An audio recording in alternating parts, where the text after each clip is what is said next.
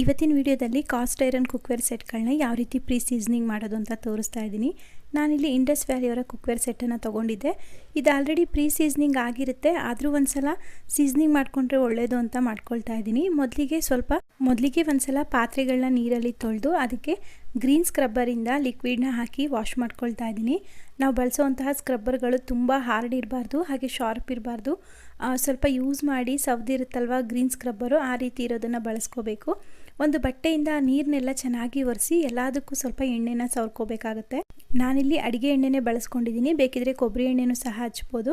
ಎಲ್ಲ ಕಡೆಗೂ ಚೆನ್ನಾಗಿ ಎಣ್ಣೆನೆಲ್ಲ ಹಚ್ಚಿದ ಮೇಲೆ ಸ್ಟವ್ ಮೇಲೆ ಇಟ್ಟು ಚೆನ್ನಾಗಿ ಬಿಸಿ ಆಗೋದಕ್ಕೆ ಬಿಟ್ಟು ನಂತರ ಅದಕ್ಕೆ ಸ್ವಲ್ಪ ನೀರನ್ನ ಎರ್ತಿ ಸ್ಪ್ರಿಂಕಲ್ ಮಾಡಿಕೊಂಡು ಒಂದು ಬಟ್ಟೆ ಅಥವಾ ಟಿಶ್ಯೂ ಪೇಪರಿಂದ ಒರೆಸ್ಕೊಳ್ಳಿ. ನೋಡಿ, ಅದರಲ್ಲಿ ಇರುವಂತಹ ಡಸ್ಟ್ ಎಲ್ಲ ನೀಟಾಗಿ ಆ ಪೇಪರ್ಗೆಲ್ಲ ಅಂಟ್ಕೊಂಡ್ಬಿಡುತ್ತೆ. ಸ್ಟವ್ನ ಲೋ ಫ್ಲೇಮಲ್ಲೇ ಇಟ್ಕೊಂಡೇ ಮಾಡ್ಕೋಬೇಕು. ಇದಕ್ಕೆ ಕಟ್ ಮಾಡಿ ಇಟ್ಟಿದ್ದಂತಹ ಒಂದು ಈರುಳ್ಳಿನ ಹಾಕ್ಕೊಂಡು ಈ ಈರುಳ್ಳಿ ಎಲ್ಲ ಈ ರೀತಿ